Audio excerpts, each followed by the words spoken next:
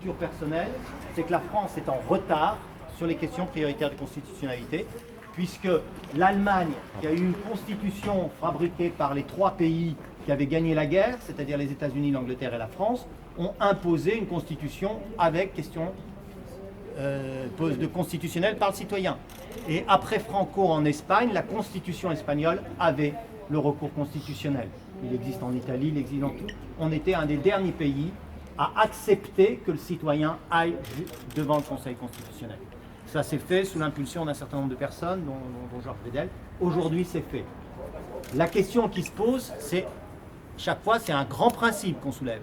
C'est le droit, dans cette affaire, où il y a des enjeux de propriété privée. Vous savez que la propriété privée, comme la liberté d'expression, comme la sécurité, font partie, article 2 de la Déclaration des droits de l'homme et du citoyen, des 4 priorités, hein, la liberté, la propriété, la sécurité et le 4e. Ben voilà, bon. Comment personne suit ou quoi? Voilà, moi j'ai oublié. Mais bon, l'article 2 de la Constitution, de la Déclaration, c'est les grandes valeurs de notre société. La question qui se pose, c'est le droit au recours effectif. C'est-à-dire, est-ce que j'ai la possibilité d'avoir des recours qui changent quelque chose à l'histoire de l'expropriation? Alors, la difficulté provient d'un régime particulier de l'expropriation, qui est un régime qui au départ a été fait pour protéger la propriété privée, mais qui est un régime mixte avec du droit public et du droit privé. Et ce système, au moment où il passe de l'un à l'autre, eh ben, il y a des frottements et des grandes incohérences. Lorsqu'on a fait les textes au XIXe siècle, il y avait déjà cette problématique, on fait les choses l'une après les autres. C'est-à-dire on commençait par dire est-ce que j'ai le droit de vous exproprier, droit public, et après on déterminait l'indemnité, droit privé. Aujourd'hui on a le droit de faire les deux en même temps. Vous aboutissez à ce paradoxe, c'est que quelqu'un qui a obtenu une décision de droit public qui dit on n'a pas le droit de vous exproprier, puisque le projet n'est pas d'utilité publique, décision obtenue devant le tribunal administratif qui normalement s'applique immédiatement, hein, comme quand vous gagnez devant le tribunal administratif, dans tous les recours administratifs que vous faites, vous gagnez, vous avez gagné, c'est bien. Eh bien non, pour les expropriés, c'est pas bien, ça suffit pas. Et la procédure continue. On n'est pas dans la situation où la procédure serait terminée, c'est-à-dire qu'on gagnerait trop tard, c'est même pas ça, c'est que la procédure continue.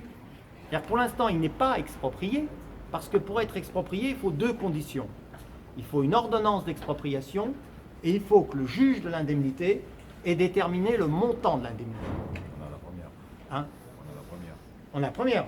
L'ordonnance d'expropriation existe, le juge de l'indemnité n'a pas encore statué. Donc la 2e condition n'est pas encore respectée. D'où, évidemment, l'importance de bloquer la 2e condition. Parce que voilà. Et donc aujourd'hui, la question, c'est de dire si l'expropriant a le droit de saisir le juge de l'indemnité alors que la DUP est annulée, eh bien ça veut dire que la décision obtenue par le tribunal administratif ne sert à rien. Et jusqu'à présent, hein, on peut raconter toutes les histoires, vous pouvez ouvrir tous les ordinateurs que vous voulez, cette question n'a jamais été jugée. Voilà. Donc c'est une question totalement nouvelle, ça ne s'est jamais posé à la question d'un juge de l'indemnité qui est saisi sur la base d'une DUP annulée. Ça ne s'est jamais. Ah, il n'y a pas de jurisprudence? On n'a rien. Non, mais même qui dit que j'ai tort, même qui dit que j'ai raison. Il n'y a pas de jurisprudence. Voilà, Nous sommes les pionniers. ça ne veut pas dire que ça ne s'est jamais passé, mais les gens ne l'ont jamais fait juger. Hein. Mais en tout cas, ça n'a jamais été jugé. Et ici ça tourne bien, ça fait de bonnes discussions. Voilà, donc c'est une vraie question. C'est une vraie question dont on connaît évidemment la conséquence. La conséquence, c'est si l'indemnité est jugée, donc dans 2 mois, dans 2 mois, elle est consignée à la Caisse des dépôts et consignations, parce qu'ils n'ont même pas besoin de la verser, hein, ils la consignent. Donc l'exproprié, il n'a encore rien à dire, et quand elle est consignée, ils peuvent rentrer avec des bulldozers et détruire. Voilà. Ils peuvent dire, Et mettre une situation irréversible qui fait qu'on ne restituera jamais les C'est ce terrains. qu'ils cherchent. Et c'est ce qu'ils cherchent. Depuis le début, Est-ce c'est ce qu'on qu'ils peut cherchent. avoir Une situation irréversible. Non, il n'a rien à signer, enfin de pas. Ah non, non, non, non. Non, Ils sont obligés de l'expropriation, donner un- l'expropriation, c'est une expropriation forcée. Ben, c'est la question. Voilà, c'est la question. On a tous dans la tête. Voilà. Est-ce que c'est possible? Et voilà. Alors, elle peut être tranchée de trois manières différentes. La première manière, intermédiaire, le juge ici joue son rôle. Il faut savoir que les questions prioritaires de constitutionnalité, vous les avez eues dans la presse, il y a ce qu'on appelle le premier filtre et le deuxième filtre. Le juge d'instance, en principe, il doit la faire remonter à la Cour de cassation. C'est la Cour de cassation qui est le vrai juge de la recevabilité d'une question prioritaire comme ça. Le premier juge vérifie uniquement qu'elle n'est pas ridicule. Bon, c'est nouveau, c'est du jamais vu, c'est pas traité, donc elle n'est pas ridicule.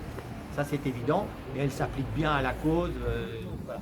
Donc là, il n'y a pas de débat sur cette question, il n'y a pas de débat en principe là. Elle devrait au moins aller devant la Cour de cassation qui, elle, est le juge régulateur de ce qui remonte et de ce qui remonte pas. Ça, c'est la première position. Elle dit, effectivement, c'est nouveau, c'est compliqué, ça peut avoir des conséquences, je renvoie à la Cour de cassation. Soit elle dit, bah, effectivement, la DUP est annulée, je ne me considère pas saisi, et je m'arrête de statuer. Elle a le droit de le faire. Soit elle continue de dire, et je statue. Et il n'y a aucune jurisprudence qui dit ce qu'elle doit faire. Le même problème est revenu plus haut. Quoi? Le même problème est ramené à la Cour de cassation. Eh ben, la question est la même. Voilà, c'est à la limite l'élégance de dire, bah voilà, je me remets à la Cour de cassation pour savoir ce qu'il faut faire dans une situation totalement inédite. Mais la Il question est la peut même. dire je ne statue pas.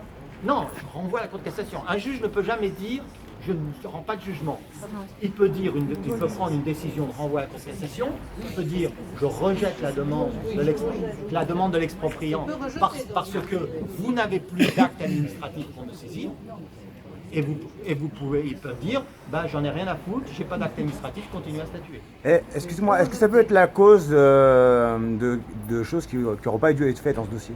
Pardon? Est-ce que ça pourrait être la cause de choses qui n'auraient pas dû être faites dans ce dossier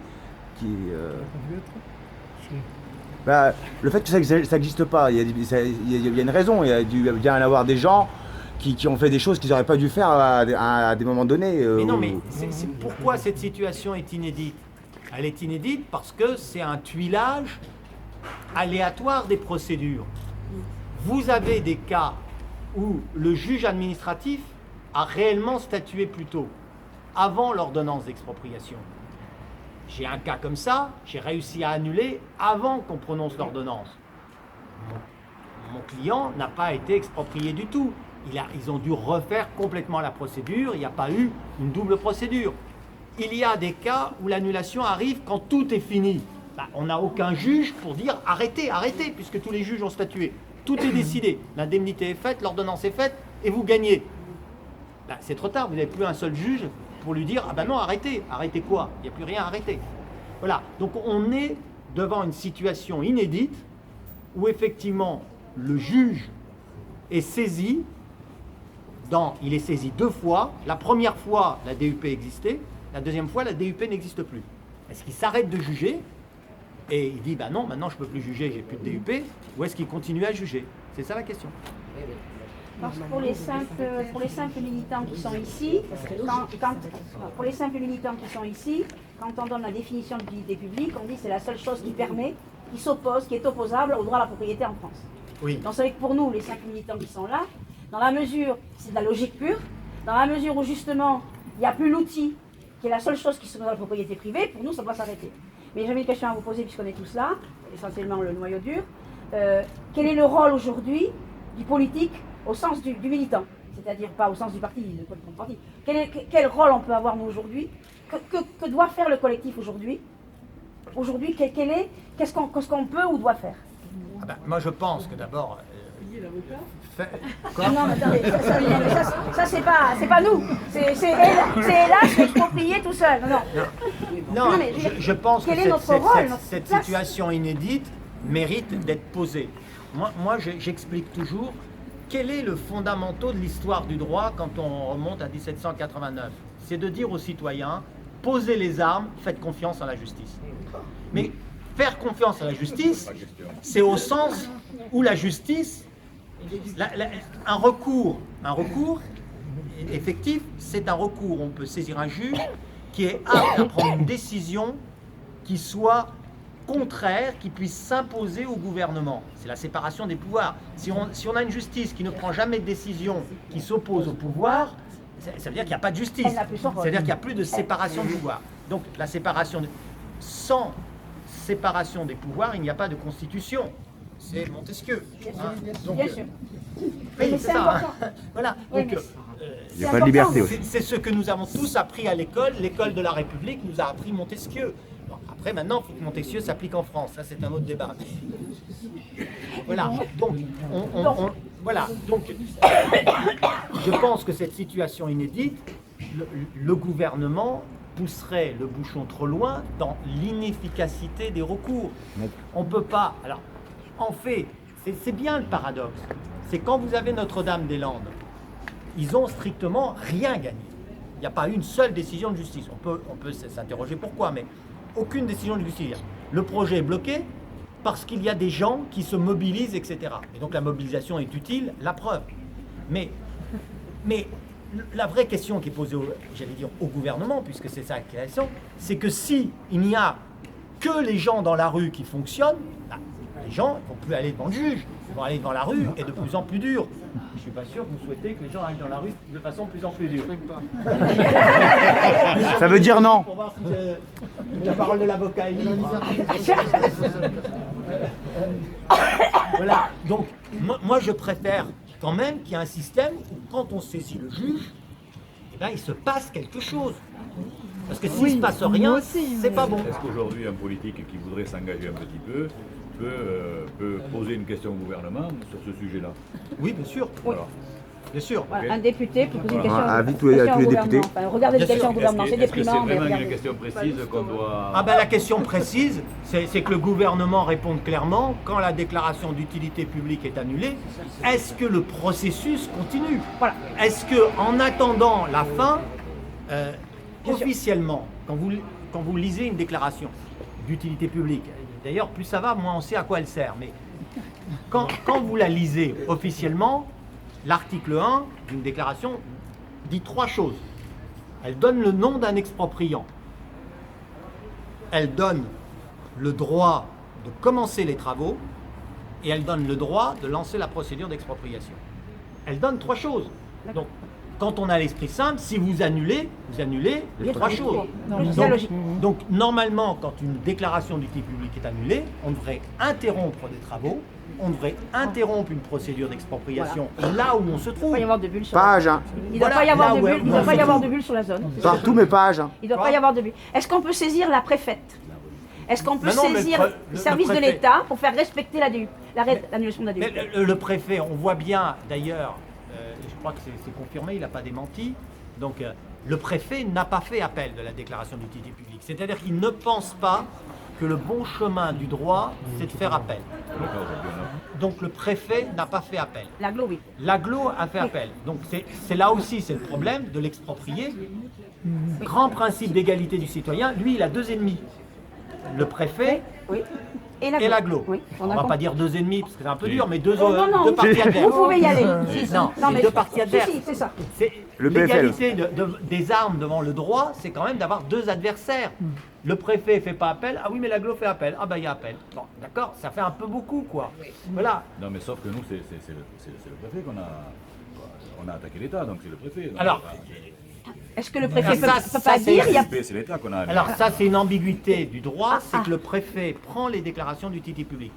On a expliqué que c'était pour garantir, prendre de la distance avec les agglomérations, les maires, etc. En fait c'est très formel, parce que si le dossier est complet, le préfet n'a pas le droit de ne pas la signer. Il est suiviste, oui. Non, c'est pas qu'il est suiviste, c'est qu'à la limite, il n'a pas le droit de ne pas la signer. Donc, on a inventé un préfet écran pour donner, Un préfet mais écran. on lui dit dans le même texte, oui, mais de toute façon, vous n'avez pas le droit de ne pas signer. Je vois. Et il ne peut, il a le droit de ne pas signer. Il y a des cas où il n'a pas signé, mais parce que le dossier était incomplet, parce que des choses manquaient, etc. Il n'y avait pas d'égalité. Mais pas sur le fond. Mais, sur la forme. non, sur le fond. Sur le fond, jamais, Sur le fond, le d'accord. préfet, il peut. C'est bien ce qu'il nous a dit et répété. Bien sûr. Oui, On en a Et puis changé. je l'ai vu. oui. Mais après, oui, c'est ambivalent.